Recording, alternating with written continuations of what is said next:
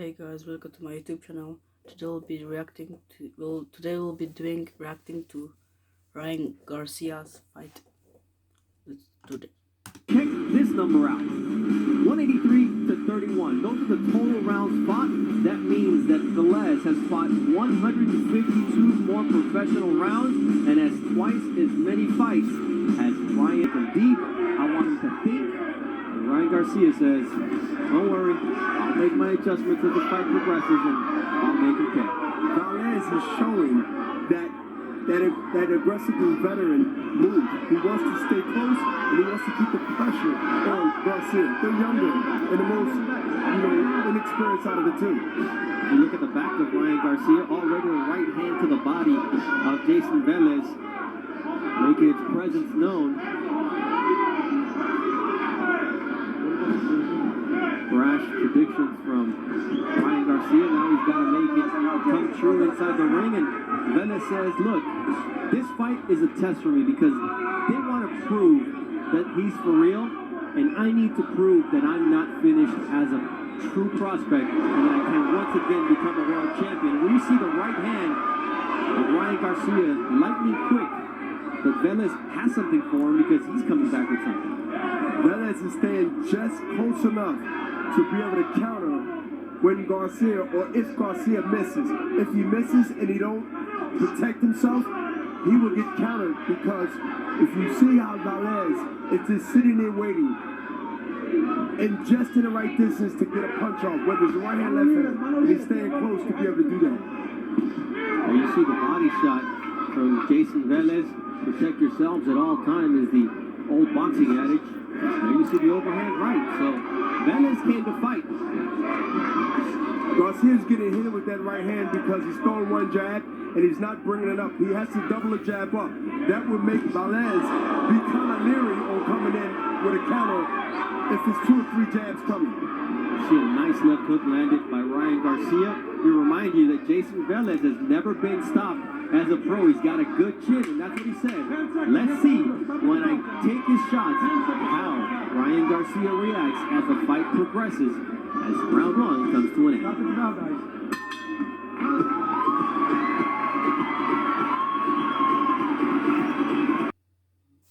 Round knockouts out of the 13 he has as a pro, so Jayson Velez moving at least durable here early on in the fight.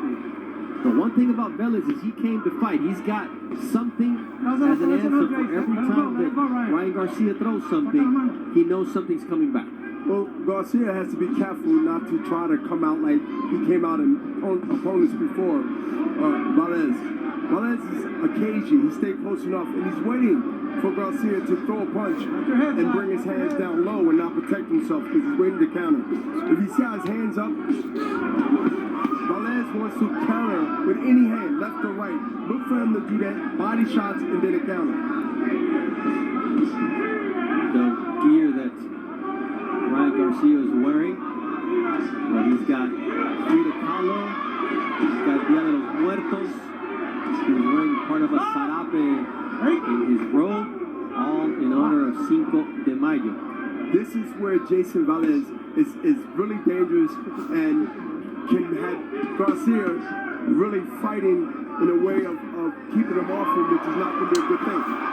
Garcia must continue keeping him in the center of the ring, Velez, and throw combinations and not get trapped on the ropes like he's getting trapped now. Right? The one thing that Ryan's father was asking for in the corner, Henry Garcia, who is also his trainer, I want more jabs. That's not really in the arsenal from what we've seen in Ryan Garcia's repertoire. He's more of a power puncher. He doesn't use the jab like many other fighters, and that's something that you would like to see someone develop. And speaking of corners, Beto Duran was in the corner of Jayson Velez. What did they say? All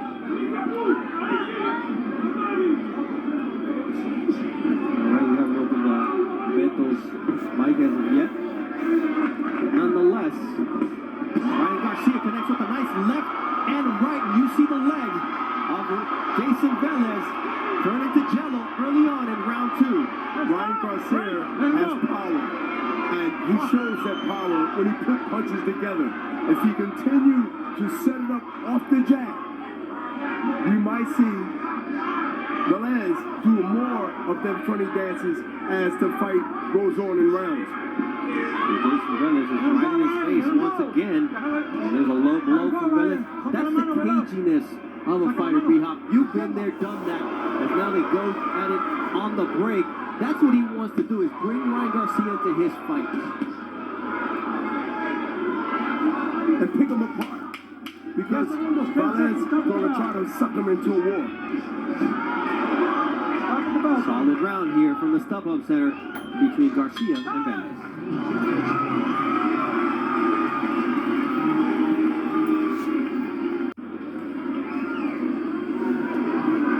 Ryan Garcia is an elite company with ESPN.com's Prospects of the Year for the last 5 years.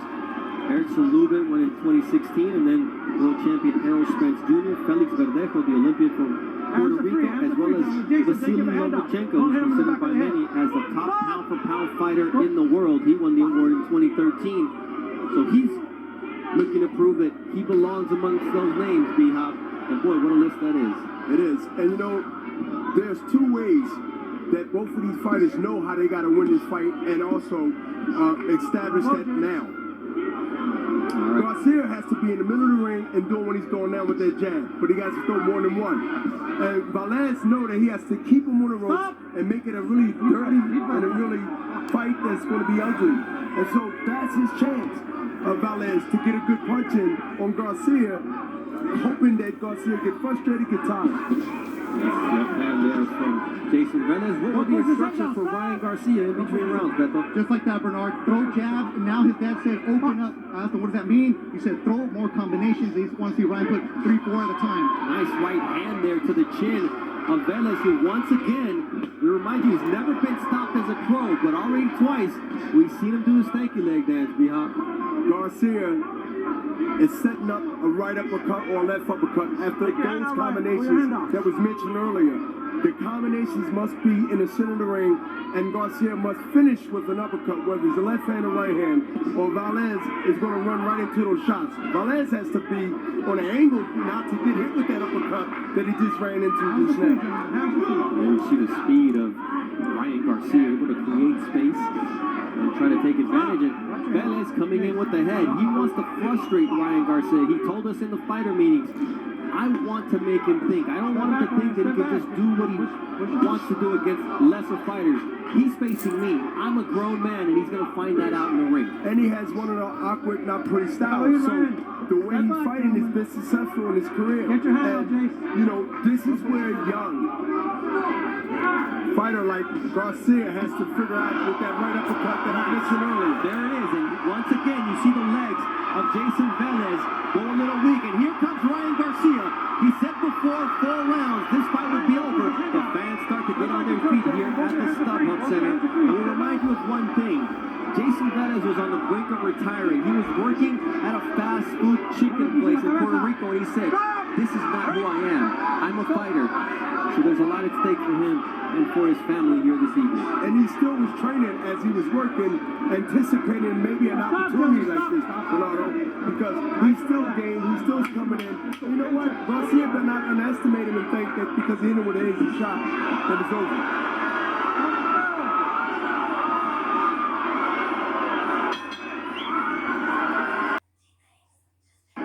That sometimes puts undue pressure on a young fighter.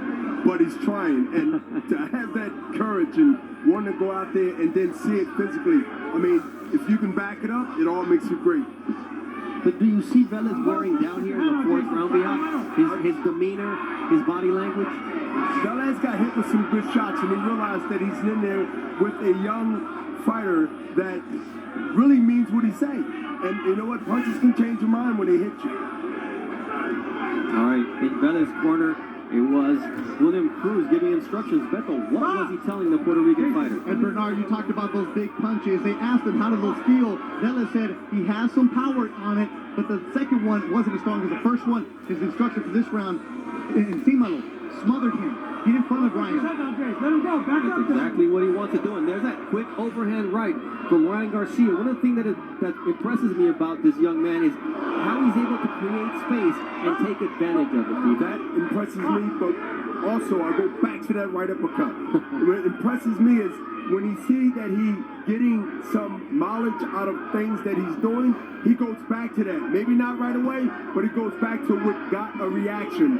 You know, when he got reaction, he bounced on it, and he just threw an uppercut not too long ago, trying to get the same reaction. That is poise. That is a young fighter who believes in himself and knows what he needs to do. One of the other things being that Jayson Velez is a more experienced fighter with his 30-second professional fight this evening. You see Ryan Garcia trying to set things up. He's not just going after him like he would against a fighter of a lesser level. I mean, he's respecting the skill of Jayson Velez, who one day was also a young, brash, undefeated fighter from Puerto Rico. But nonetheless, he knows what his job is tonight. Garcia is sitting in the pocket, and he's continuing to throw that off the right jab, off the left jab, a right uppercut, combination, spins off the ropes and go in the middle of the ring. That's ring generalship. When you see ring generalship, you know that he's not only having fun, but he's also using all the mechanics that he knows from the amateurs down in the pros. And that's what I'm impressed with. Ryan Garcia was supposed to be on the Canelo Triple G undercard. Fortunately for us, that fight did not happen, and so here he is headlining on Golden Boy Boxing on ESPN, trying to show the world what King Rai, the Flash, is all about as round 4 comes to an end. Up at the bounce.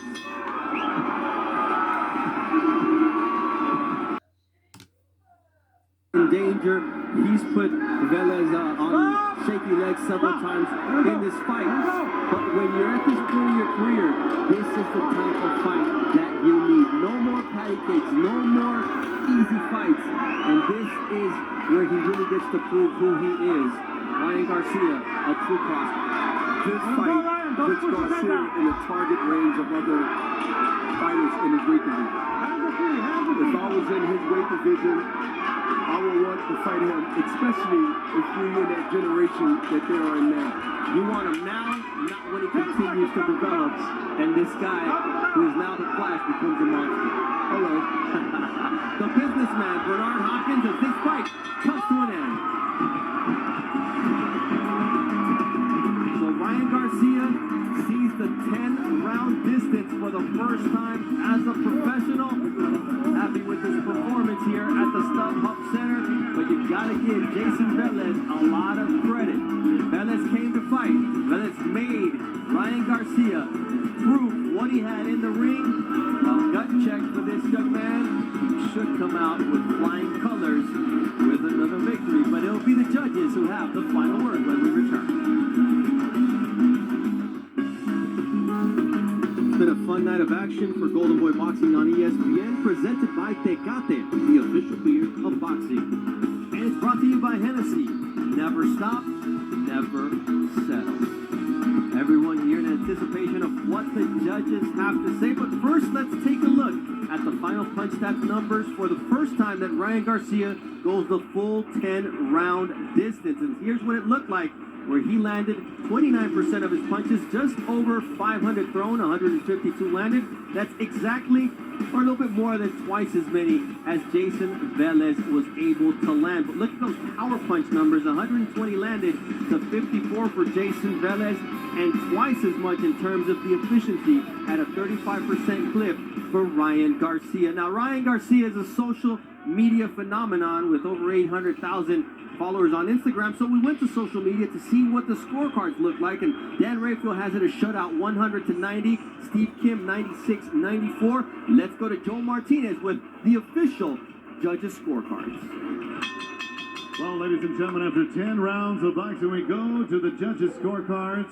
All three judges see it the same, 99-91 for your winner by unanimous decision. He is now the undefeated NABO, NABF Super Featherweight Champion from Victorville, California, the Flash, Ryan Garcia!